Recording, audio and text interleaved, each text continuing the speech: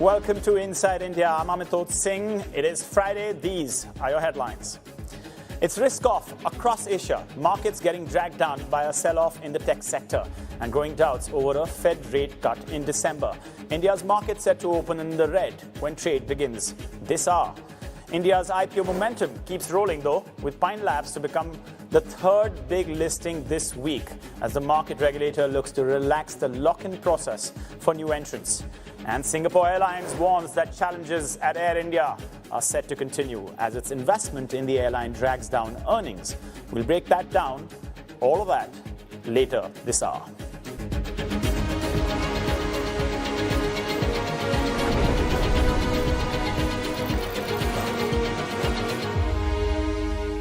All right, a look at the Asian markets really sliding more or less all across on Friday. Take a look out there. Apart from the Shanghai Composite, which is muted effectively, that after data that just come from China, we'll talk about that in a bit. But what you're seeing right now is the market, the Asian market, writ large, really tracking losses on Wall Street as tech stocks there suffered, and the doubts around a Fed rate cut increase the risk-off sentiment playing out everywhere. The Greater China and Hong Kong markets reacting to latest economic indicators, but muted really. Mixed results came in there, more perhaps as a slowdown, in fact. In the past hour, those results came. And Japan's Nikkei dragged down by the likes of SoftBank, plunging as much as 8%. The Nikkei down minus 1.65% right now at 50,434. And South Korea's Kospi also falling, with Samsung and SK Hynix falling heavily too. But take a look at this, really, all across, we are seeing the impact of tech stocks in the US sliding. The US really not in a great position. Let's give you a sense of what happened actually in the US. The tech stocks, the leading markets, lower today following the sell-off on Wall Street overnight. Questions really re-emerging around tech valuations. US futures overnight in the US, all three major averages down, as well as the small cap Russell 2000 index. They suffered their worst day since October the 10th. Now, notable declines in the IT and communication services sectors, obviously led by Disney, which fell nearly 8% on mixed results for its fiscal fourth quarter. So a lot of repercussions out there for that particular industry. People are also watching Netflix. But the other aspect was the market sentiment around how the Fed will actually rule. A number of Fed officials have flagged caution about future rate cuts, and that has sent the implied odds of a December cut to around 50% wherever you look. And this, of course, is data that we are getting right now, much lower than the 70% predicted just a week ago. CNBC's Steve Leisman has more on what's fueling those bets in this report. It was CPI data in the United States, but because of the government shutdown, there was no data. But among the alternative data sets that Fed Chair Powell said he's looking at is one from State Street called State Street Price Stats. It scrapes millions of retail prices off the web and calculates a change. It has crept up slowly since the president put tariffs in place, gaining nearly a full percentage point since May and underscoring the caution of some Fed officials about cutting interest rates. The good news is it's been stable for about 2 months, but it doesn't measure services, which is an area of prime concern for the Fed. The data series tracks the BLS headline CPI number pretty closely, though it has run a little cooler than both since the pandemic. And Atlanta Fed President Raphael Bostic said he opposed a December rate cut in part because of survey data from businesses gathered by the Atlanta Fed showing they intend to boost prices. Bostic, who was not a voter, announced his retirement in February, said he also saw inflation spreading to core services. CNBC now counts about half of the voting members at the Fed as either outright against or cautious about a December rate cut. Boston Fed President Susan Collins joins Kansas City Fed President Jeff Schmidt, who is likely against a December cut, having dissented at the last meeting. Presidents Goolsbee and Musalem and Governors Jefferson and Cook have all suggested going slowly or being cautious about cutting rates. Meanwhile, Governors Myron, Bowman, and Waller, they all are presumed to favor a cut, perhaps along with New York Fed President John Williams, though he's less certain. Fed Chair Powell is also an unknown. Before Collins spoke, markets put a 64% probability on a December cut, but that has now fallen to around a coin toss, or 50%. There's still a 69% probability of a rate cut by January. It will likely take clear data on a weakening job market or stable or declining inflation to convince the hawks to cut in December, or an equally clear sign that inflation is headed to target. Steve Leisman, CNBC Business News. All right, we'll continue to track what's happening in the US futures, but let's take a look very quickly at the Indian futures. The Indian markets will come online in about 40 minutes. Here's what it's indicating right now. Nifty closed at 25,879. Still relatively muted, it appears. GIFT Nifty futures indicating that there will not be many developments. But there's a lot happening, really. We have an election going on in India. The results of it are coming today, and that's why it's perhaps a wait-and-watch game for the market. Investors really waiting to see what happens in the eastern state of Bihar to gauge the ruling alliance's popularity, as hopes of a near-term US rate cut have also dampened sentiment. There is also inflation data expected later today. Now, Moody's ratings have effectively evolved. They expect India's economy to grow around 6.5% through 2027, supported by strong infrastructure spending and steady consumption.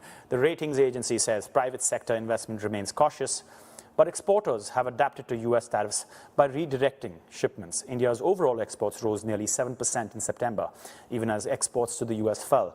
Moody's says its growth target is backed by low inflation, accommodative monetary policy, and a resilient foreign capital inflow that continues to cushion external shocks. Back to the markets. We have a debutante this morning. Shares of fintech firm Pine Labs will list in Mumbai in a little over an hour from now. Ahead of that, grey markets are suggesting the stock could list at a slight premium to its issue price. The 440 million IPO was fully subscribed on the final day of bidding, even as concerns over profitability and valuations kept some investors at bay. In the meantime, the IPO of edtech firm Physicswala was subscribed just about 2 times on the final day of bidding. The IPO saw tepid demand from both retail and non-institutional buyers. And amid the busy IPO activity, India's market regulator SEBI is proposing to simplify pre-IPO lock-in rules for existing shareholders, including major investors or promoters. SEBI says the current process is cumbersome, especially when pledged shares delay listings. The new plan would automatically enforce lock-ins, even if pledges are invoked or released.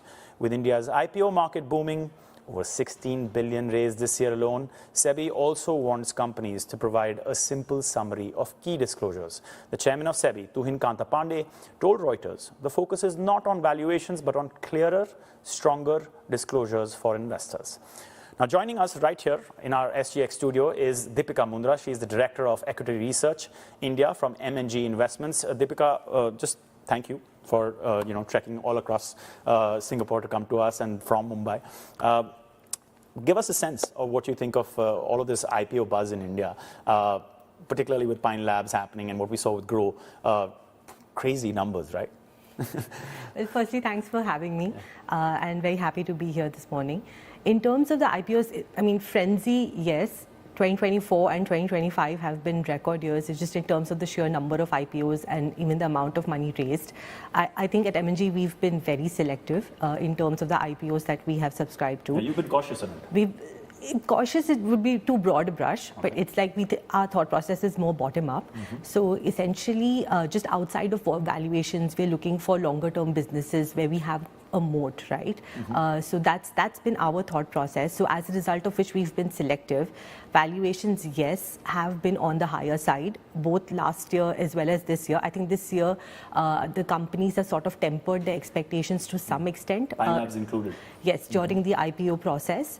So I think that's good to see that they're receptive to investor feedback. But we have still remained quite selective. So this year, 2025, we've just had a couple of IPOs that we've invested in. I know you don't comment on individual stocks, but if you just take a look at the trend in this particular, IPO buzz, the last couple of weeks, you had Lenskart, you had Grow, Pine Labs.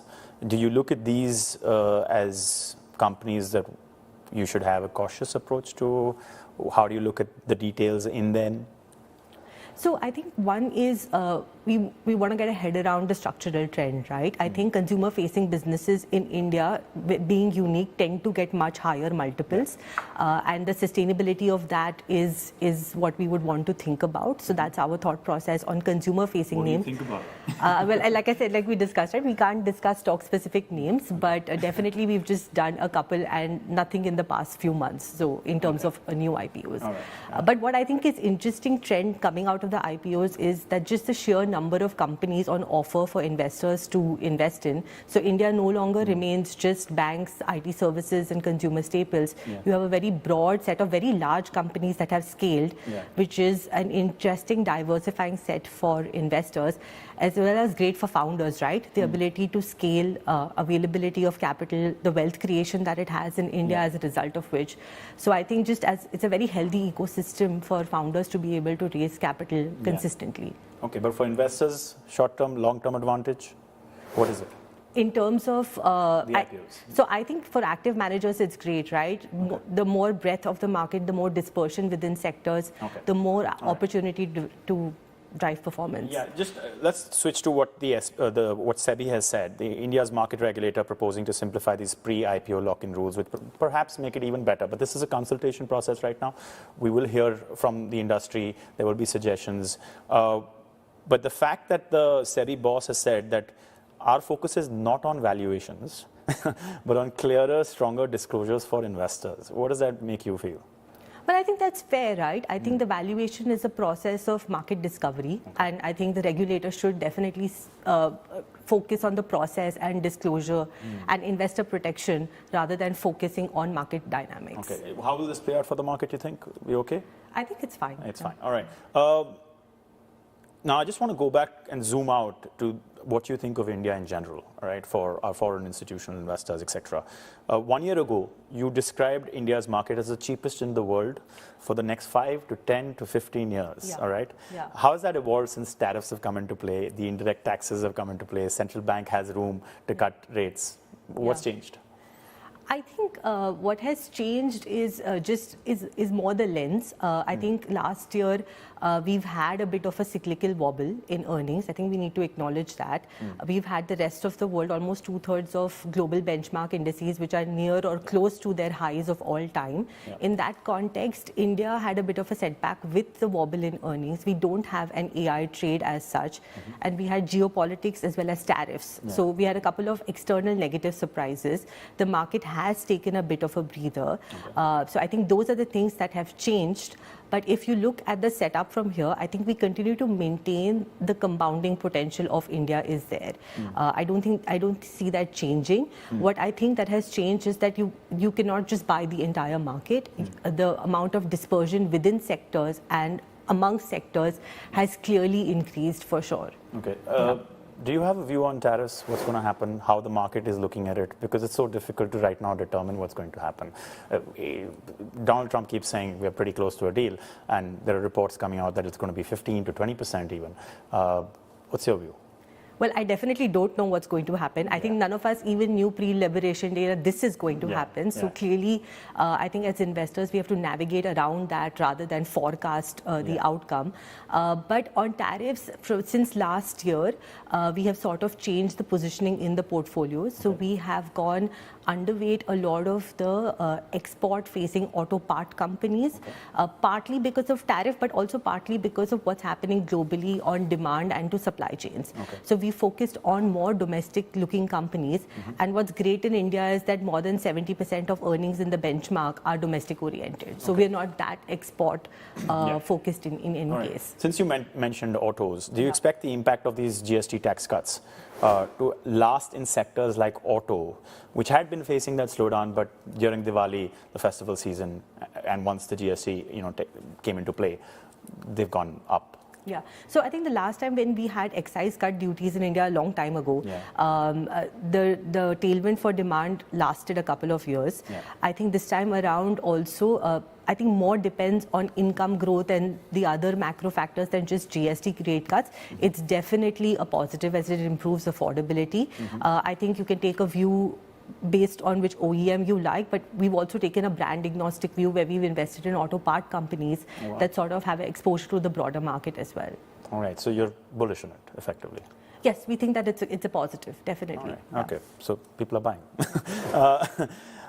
Let's just go back a little bit to what you think of India's broader understanding, all right? Moody's, we just, reported that has just released its outlook for India's economy to continue to grow around 6.5% in 2026 and 27. While that's not enough for the advanced economy, goal of India, the dream of India, that 2047 will be there. How do you view this? Like, are we on the right track? 6.5%. Doesn't it need to be about 9?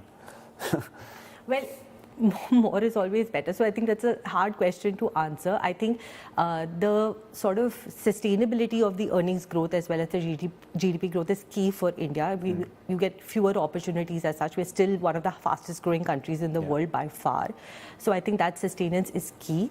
I think from a government perspective, a lot has been done in the past 4 or 5 years in terms of reforms, GST cuts being the latest one, more tax rationalization. I think as we sort of mature towards better reforms, ease of doing business in India, I think it's only going to be a positive as such. So it's not just a one-way bullish view, but largely the construct from a reform perspective has improved. Okay, we're hearing mixed reactions to this question, whether the RBI will go ahead and cut. All right, we're at 5.5%. General impression is that it's going to go down to 5.25%. What's your view? Do you have a view? Yeah. So one is that clearly inflation is really low and it has been quite sticky. Yeah, 0.25% yesterday, the results. Exactly. So it's been sticky in that direction. So that obviously clears the pathway for more monetary stimulus if needed. I think it's great that the RBI has that flexibility at this point of time to be able to drive that. It definitely helps in valuations for stocks. Okay.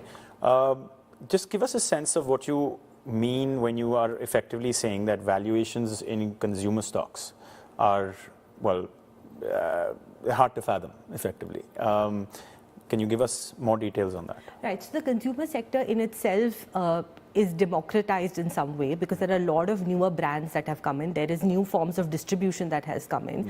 Yeah. So it has created lesser opportunities for margin expansion. Some of the largest companies in India today grow at a much slower pace as they used to 5 or 7 years ago. Okay. But multiples have sort of remained sticky and the same from what they were 4 to 5 years ago. So if you look at it from a fundamental perspective, our view is that there are better opportunities to invest in India rather than staples companies. Such as?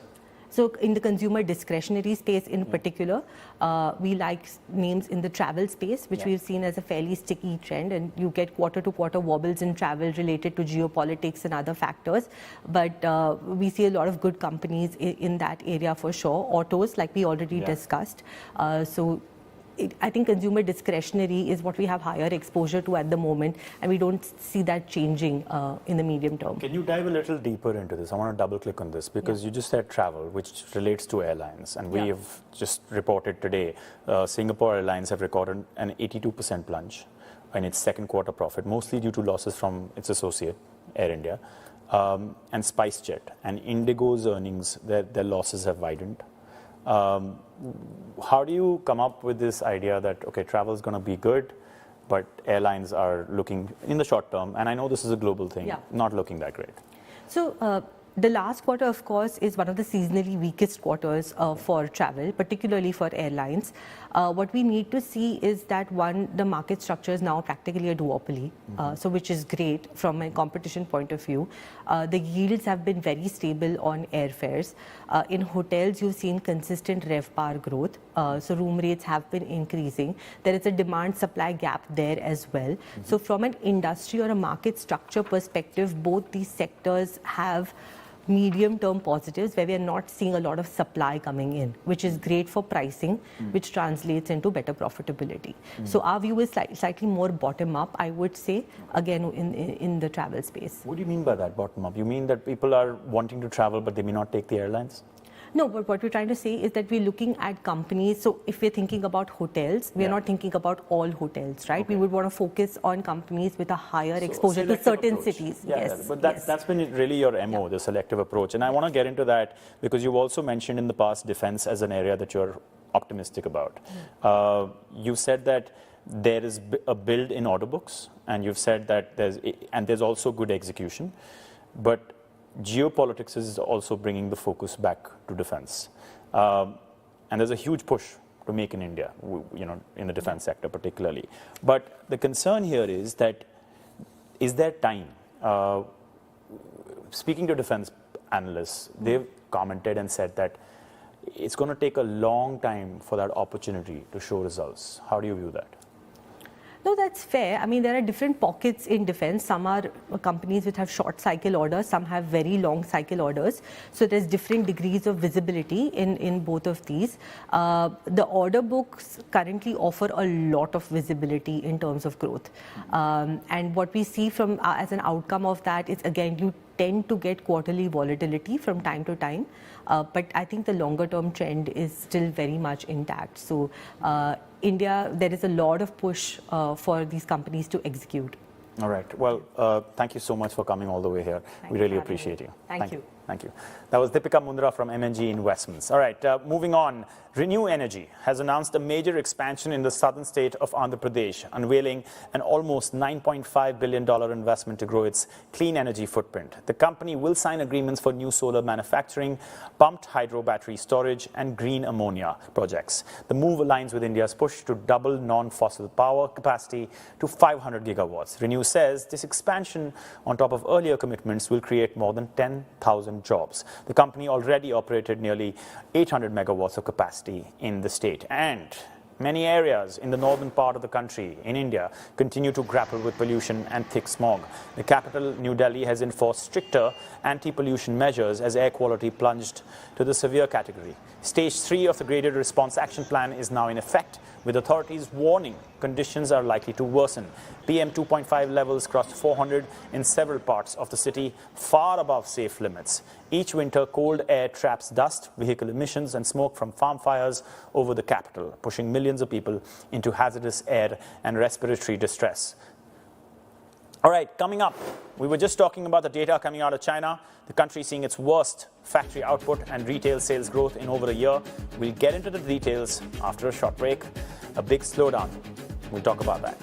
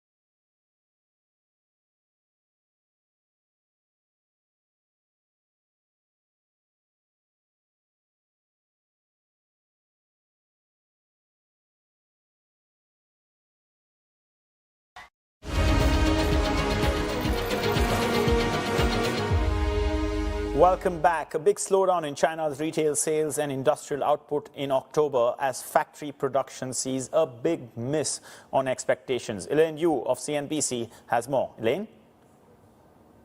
Hey, Amitosh. So the latest data does show China's economy losing momentum as we go into the fourth quarter. Industrial output and retail sales grew at its weakest pace in more than a year since August 2024. Factory output grew 4.9% versus estimates of 5.5%, and retail sales grew 2.9%, slightly above the poll of 2.8%, but still coming in weak. And the slump in fixed asset investment only deepened, falling 1.7% year to date, which was sharper than expected. And we saw some housing data as well. And the downward spiral in new home prices continuing, falling 0.5% in October month on month. And that's falling fastest in a year. Now, economists have expected to slow down in the second half of the year as payback for stronger than expected growth earlier, and also as front loading fades. And Beijing has addressed some of these challenges with a spokesman with the Statistics Bureau saying there is short-term pain when new growth drivers replace old ones. Now, and economists still think the 5% growth target by Beijing is within reach, so new stimulus will still be unlikely. Amitosh, it's back to you. Thanks so much for that, Elaine. We're just going to give you a sense of what's happening in the Asian markets. Let's just take a look, because at this point in time, what we're seeing is that it is a sea of red. There you go. The Shanghai Composite was in the green slightly, mostly muted. But at the moment, after what Elaine has just said, you can take a look at what's happening both in Greater China and in Hong Kong. Relatively negative, particularly in Hong Kong. The Nikkei down 1.65% and the Kospi down 2.07%. You're seeing a broad sell-off, a risk-off sentiment, and you're also keeping in mind the fact that the AI valuation concerns have continued to trickle into Asia's sentiment. All right, we're going to be taking a short break. Coming up, more on the airline story in India. And this is interesting because it's coming from what's happening right here in Singapore. Singapore Airlines' profits plunging in the first half of this year. What's that got to do with India? Well, the losses were led by Air India, in which it holds a key stake. We'll get you more details on those numbers, a deep dive into India's aviation space. Stay tuned.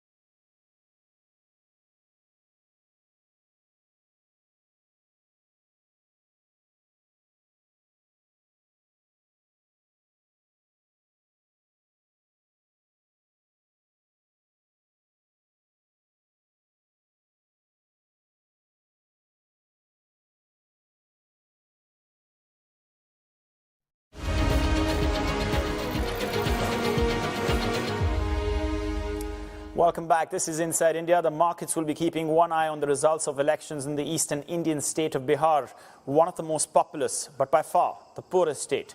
Counting of votes in the assembly elections has begun to elect one of three groups. The two-phase polling saw the best ever voter turnout that Bihar has ever seen. In fact, women really broke records. By the end of the day, the Election Commission is expected to declare results. Most opinion polls, actually exit polls, suggest that Modi and his alliance will return to power, but a loss could have implications for his coalition in the federal government. Meanwhile, Canada and India are moving to rebuild trade ties after a 2-year freeze, with Ottawa signaling it wants to restart trade talks under a new process. Canadian Trade Minister Maninder Sidhu on a 3-day visit to India. He met Commerce Minister Piyush Goyal for what he called a productive dialogue on critical minerals, clean energy, agriculture and AI. Sidhu's trip is the most significant high-level engagement since Canada halted trade negotiations in 2023.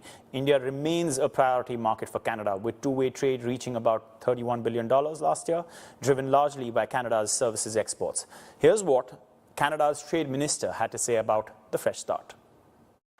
So what I see from this new government, new Prime Minister Carney, new government, new focus, new energy, new mandate, is to start afresh, because things have changed from where we were 2 years ago. You know, you look at policies in the trade world that President Trump has made that has really shifted things dramatically. All right, we are counting down to the market open in India. This is how things are shaping up. We told you a little bit about the Bihar elections. The market will be looking at that. One eye will be on those critical elections. But if exit polls are to be believed, nothing much is likely to change. And that's why you're seeing GIFT Nifty futures reflecting a bit of a muted start. Will it go ahead and knock out that 26,000 number? That's the big question. The US dollar and Indian rupee, well, the Indian rupee slightly stronger against the US dollar, but we have a lot of data coming in, and that might impact things. Will the RBI intervene as it has in the past? We'll be watching that very closely. All right, let's now move to Singapore Airlines. The air carrier's half-yearly profits sinking, mostly dragged by Air India. CNBC's travel and transport reporter, Monica Petrelli, joining us right here, right now. Monica, just give us a sense of what has actually led to such a drop in profits. Yes. Okay. So second quarter earnings for Singapore Airlines, many analysts expecting to see a hit caused by Air India, but not to the extent that we saw come in last night. So we saw earnings dropping about 82% as we see those losses from quote unquote associated companies, i.e. Air India, stacking up. We can add in Q1, Q2 for a total for the first half of the year, seeing those losses about $417 million. Of course, Singapore Airlines newly now adding in Air India financials to its accounting after that started in December of last year following the merger between Vistara and Air India that was completed in November. That gave Singapore Airlines a 25.1% stake in Air India. Now, as to the underlying fundamentals for Singapore Airlines, well, those looking mostly solid. We see operating revenue, which is a better gauge of the core operations for an airline, up 22%. In fact, it was a record-breaking quarter for Singapore Airlines in terms of revenue. That's about $4.8 billion. Demand is strong, traffic is up, and passenger load factors around 88%. But we see some softening in two important places. One, that ever important passenger yield metric. We see that declining, as well as cargo revenue. Now, when the Singapore market opened this morning, we saw an immediate sell-off, not too much from this news. However, nothing, Amitoj, interestingly, that we saw from the Q1 results, which was the first time that we saw those Air India results really take a hit. So it seems like the market is now getting used to the idea that Air India may be pulling down some of the bottom line numbers for Singapore Airlines for the time being. All right. I want to ask you about that.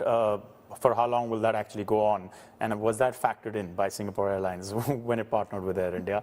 And also, as we understand it, as we speak right now, there is a statement of sorts being given out by Singapore Airlines, a bit of an explanation of what's really going on. I know that we're going to wait to hear about that, but can you tell us how long will this Air India drag be on Singapore there's a Airlines? briefing going on right now, and we will be watching that and bringing more on that as we learn about it. But I don't think anybody thought Air India would be an immediate cash cow. It is, of course, in a multi-year transformation period. However, to the extent that the losses that were expected by Singapore Airlines, that's unknown. But certainly the street wasn't expecting the losses to this level. Now we hear DBS, I spoke with some analysts this morning, DBS saying now it's likely that this will be a drag on Singapore Airlines well into next year. Morningstar saying they wish they could have a bit more information, and maybe that is coming in the briefing, such as what is the underlying reason for these losses? Are they ramp up? If so, possibly that's okay. We do see, though, Singapore Airlines renewing its commitment to Air India, saying, look, this is part of a longer-term strategy. This is, we are fully committed to remaining on board for this transformation process. But one big question that we will see perhaps in the coming future will be whether or not we see more capital being put into Air India. It's been reported that Air India has asked for about $1.1 billion from its two owners. That's Tata Sons and SIA. And none of them have actually confirmed that that's happened. We don't know. We don't know. All right, thanks so much for that. That's why we journalists are doing the reporting out there. Appreciate that. All right, there's more news coming out of the airline sector. Indian carrier SpiceJet is reporting deeper quarterly losses as it struggles with falling passenger traffic and rising foreign exchange costs. The airline lost 6.34 billion rupees in the September quarter, sharply higher than a year ago. SpiceJet has been slow to rebuild capacity, with many Boeing 737 MAX jets still grounded. Now, that's prompted it to lease aircraft ahead of the busy holiday season. Passenger numbers plunged more than 22%, dragging revenue down 13%. The airline was also hit by a steep jump in forex losses, which surged to nearly 1.9 billion rupees. SpiceJet insists the short-term costs will pay off as its fleet expansion gathers pace this quarter. Now, let's take a deep dive into Air India and the broader aviation space in India. Brendan Sobey is an independent aviation analyst at Sobey Aviation. Brendan, thanks so much for coming on CNBC. Much appreciated. I want to start by asking you, how do you really view the earnings saga in the airline space? How much runway do they have before there's turbulence in the boardrooms? Yeah, well, it's certainly some challenges again in the Indian airline sector. I mean, not really unexpected, not really new issue. I mean, Indian carriers have really struggled over many years now, Indigo being the kind of generally the only profitable airline. If you look at the last fiscal year, Indigo was the only airline that was profitable. Air India, SpiceJet, CASA, they were all loss-making, of course, and this has continued in the first half of this year. In the last quarter, you have the foreign exchange issue with the weak Indian currency, which results in higher costs for the Indian carriers, which, given that so many of the costs are denominated in US dollars. You had the Pakistan airspace closure, and of course for Air India, you had reduced capacity for a few months following their crash. So not really much of a surprise that the losses have widened, and this has been a challenging period for the sector overall, and of course particularly for Air India, as you were talking with Monica just now. Their second quarter loss really widened, even compared to the first quarter. If you look at the SIA group results, of that 417 million, it's about 70% was in that September quarter, compared to the initial June quarter. In this September quarter was you had a reduced capacity by Air India, again following the crash. Most of that capacity has now come back, but that was only since October that is fully back. You have the airspace issues with Pakistan, and of course you have the foreign exchange issue that I mentioned, which showed up in Indigo's results as well. Yeah, Brendan, the key out here is that what you're mentioning are all events that have taken place, for sure. But so far, we haven't heard directly from SIA, Singapore Airlines, or Air India, really, about why it had these losses specifically. Like, what is the exact reason? Was it ramping up or something else, or all of the above that you just stated? And analysts are really asking this question, hey, what was it? Was it ramping up or something else? I mean, it's all of the above. I mean, of course, you're not going to have the disclosure like from SIA specifically on Air India because it's an associate company. It's not. It's a stake. So you have some disclosure from Tata, you have some disclosure from SIA, but it's not like the Indigo listing, for example, where you have much more disclosure.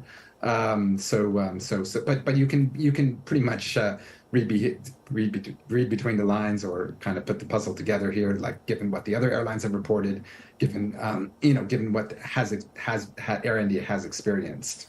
Air India, of course, has higher exposure to the international market.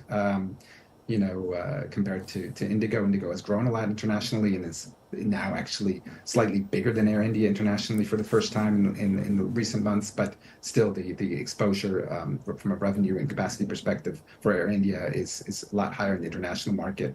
And this international market, the capacity came down following the crash. Pakistan airspace issue is a big issue. I mean, they have these longer flights still. That airspace has not opened yet to Indian carriers. It's open to other carriers, but it's not open to Indian carriers.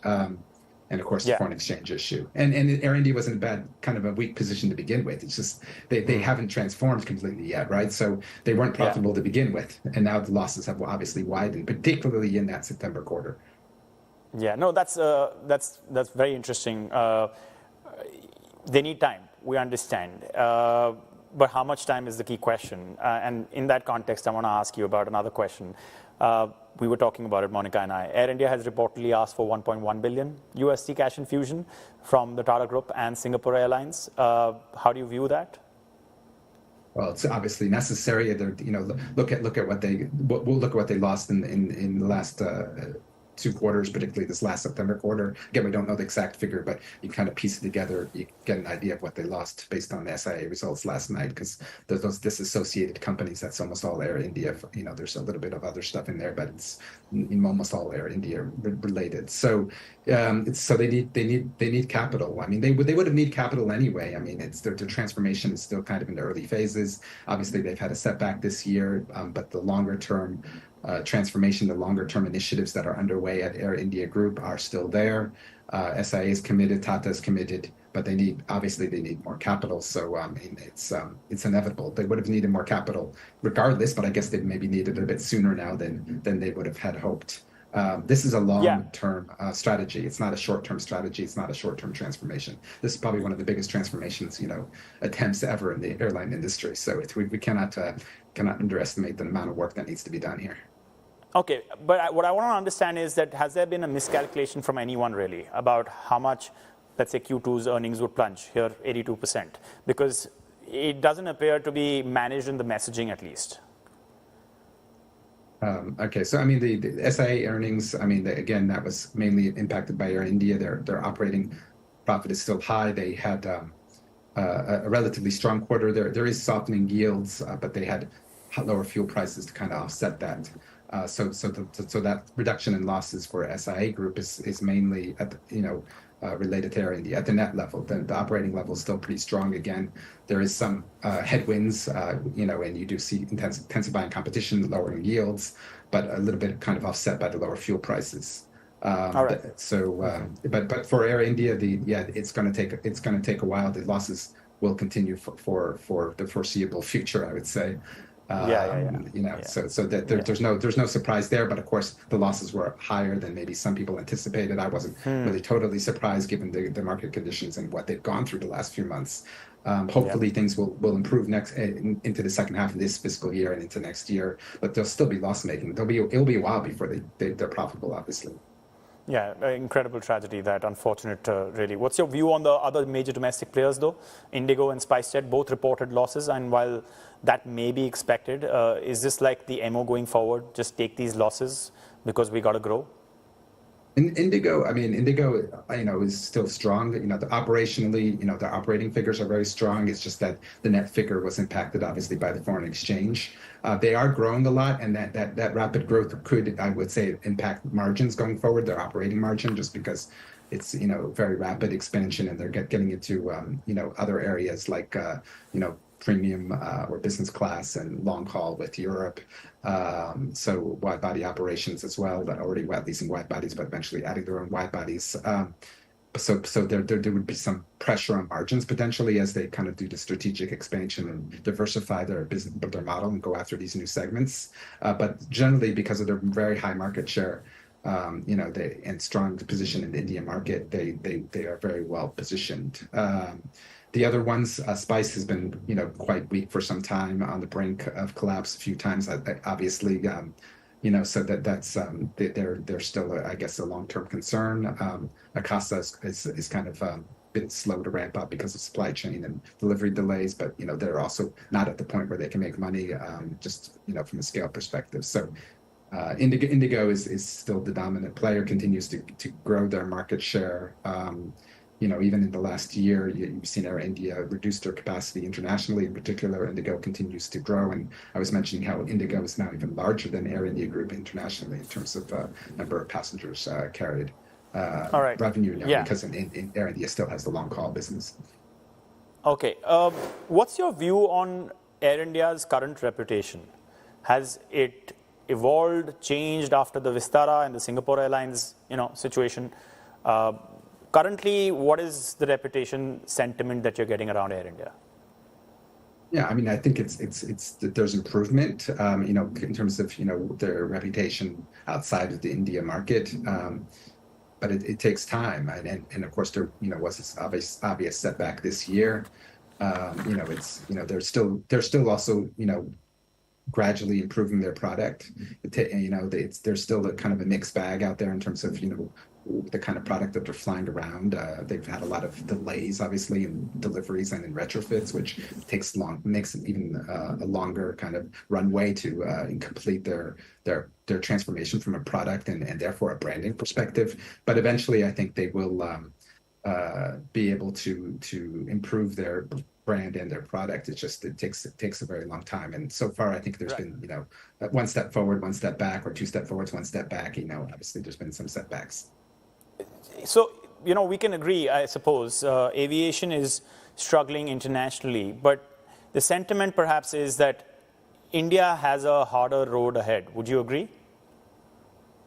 Yeah, I mean, yes. There's great opportunities from the aviation market. There has been for a long time, actually, but it's really come to surface in the last couple of years, where the market has really taken off from a growth perspective. I mean, overall in Asia Pacific, a lot of markets in Asia are still below pre-COVID levels. In some cases domestic, some cases international, but for India, both domestic and international are quite significantly above pre-COVID levels. Growth is undoubtedly going to continue, but you still have some headwinds and other issues and challenges in this space, and some of these challenges are unique to India, and some of them are global, like the supply chain issues and the delivery delays. They're affecting everyone, but they're also affecting Indian carriers, and there's India-specific issues or challenges as well. So it's a great growth story. It will be a great growth story, I think, for the next decade. But when will that profitability actually come? Besides Indigo, which is again, except this last quarter with the foreign exchange issue, affecting their net results. Generally, the Indian carriers are loss-making, and it will take a while before we see profitability overall in this sector. And there's concerns that maybe that India cannot achieve that profitability in the long term, that because of the challenges in the market.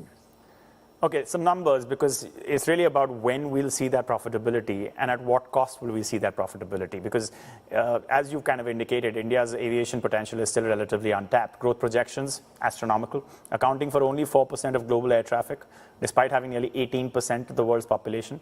And according to Jefferies, but China has a fleet of over 4,000 aircrafts and more than 250 airports, whereas India operates with around 850 aircraft and 150 to 160 airports. So the question is, when do we see the profitability, according to you?